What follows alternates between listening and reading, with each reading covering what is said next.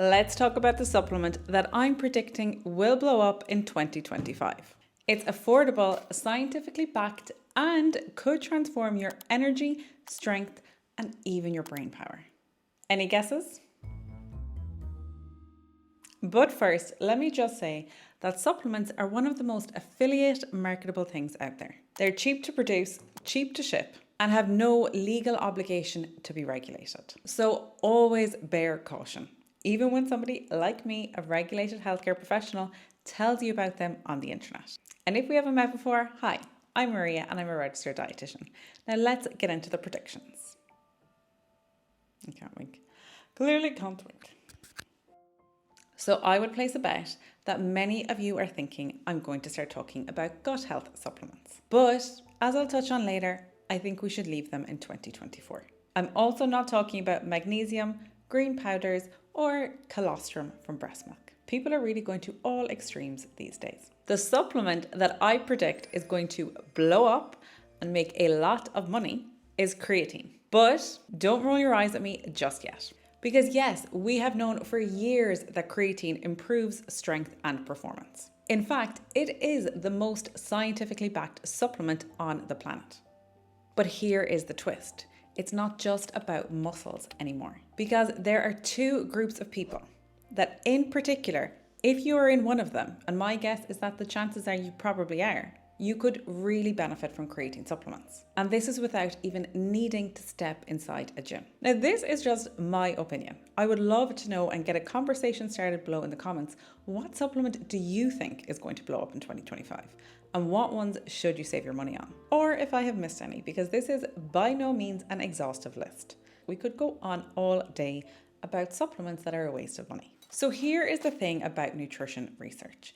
It's usually about 10 years behind. Why? Because we need to look at really large groups of people and we need to look at them over long periods of time. This allows us to figure out if there are any risks or any benefits with any of the interventions. And looking at things like aging, for example, as you could understand, takes a really long time to properly assess.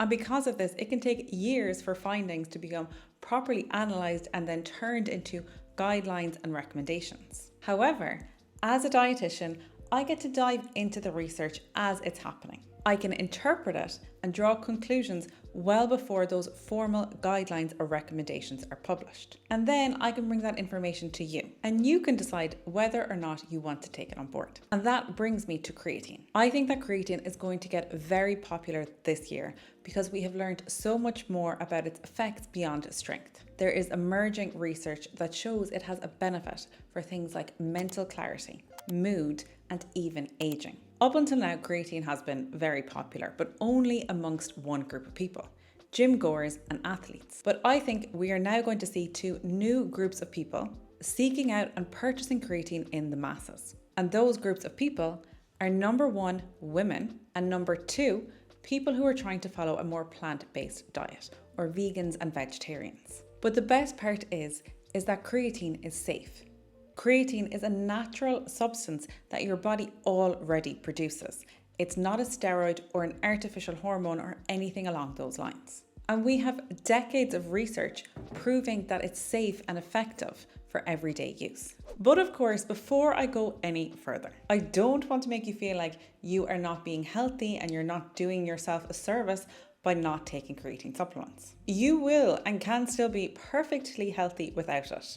And in fact, if it makes you feel any better, I'm a dietitian and I myself have not been taking creatine supplements. However, if you are in the privileged position where you do think you're doing everything pretty well and you want to try and level up and you can afford buying extra supplements, creatine is one worth considering because there are proven benefits.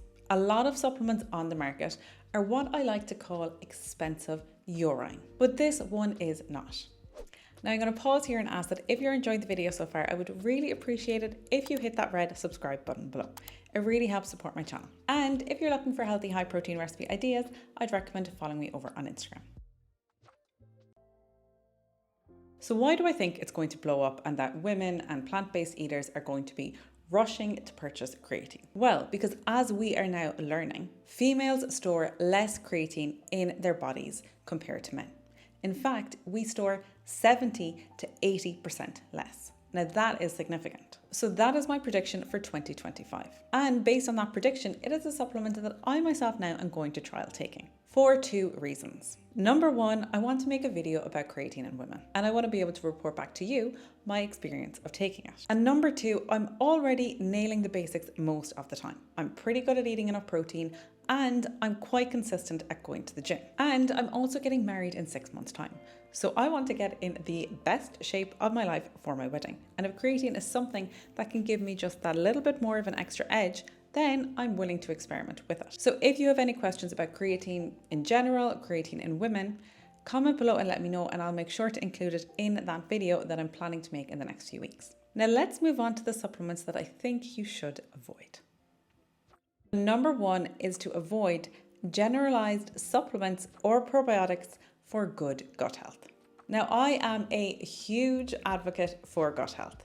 We know that it is linked to our physical and our mental health in so many different ways. But it is also the biggest money-making marketing ploy that I can see on the internet these days. It's everywhere. We still have so much to learn about supplements for gut health. Now, there is evidence for certain strains of probiotics at certain doses for certain lengths of time to help with different conditions.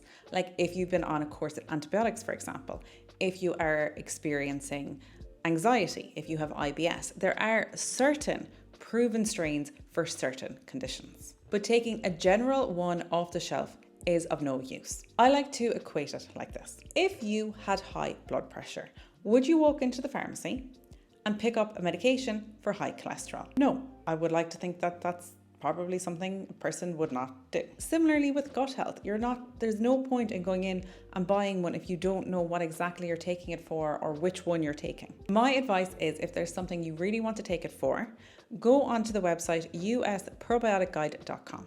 That has all of the up-to-date evidence about which strain has been proven to help with certain conditions. The best thing that you can do for your gut health right now, according to real research and science, is eat a large variety of different types of plants. It's not buying a green powder of crushed up different things. Now, the next one that I think most people should be avoiding is electrolyte supplements. These are not necessary for most people. Now, I do want to be clear, they can be useful for athletes, people who are training a lot in intense heat, or if you're doing really intense intermittent fasting where you don't eat for hours. But on social media lately, everybody is promoting electrolyte drinks. They are obviously paying extremely well. And I don't want to shoot myself in the foot here because they're not necessarily bad. I myself sometimes take them, but I do live on a tropical island where at certain times of the year, if I step outside the door for even just 5 minutes, I sweat half of my body weight. And sometimes I even go running in that heat. So yes, in certain situations, they are actually useful. But if you just go onto TikTok or if you watch a lot of YouTubers, they are all promoting electrolyte supplements. And I just want to tell you that you can get electrolytes from food. Yes, normal food and drink that you buy in the grocery store, like a glass of milk, that will give you some electrolytes. So I'm just saying that they are not necessary. I know some people seem to like them, but to function, you can get electrolytes from food, as long as you're not starving yourself for really long periods of time. So moral of the story here, they are not necessarily bad, but they are just not really necessary for a lot of people. Next, we have colostrum supplements. Yes, these are the extreme lengths people are going to these days. So colostrum is the first form of milk produced by mammals after giving birth. Produced by humans, produced by cows. And it is very rich in nutrients, antibodies, growth factors, and it's designed to support a newborn's immune system and development. And it is extremely nourishing. So companies have tapped into this, and there are now colostrum supplements on the market.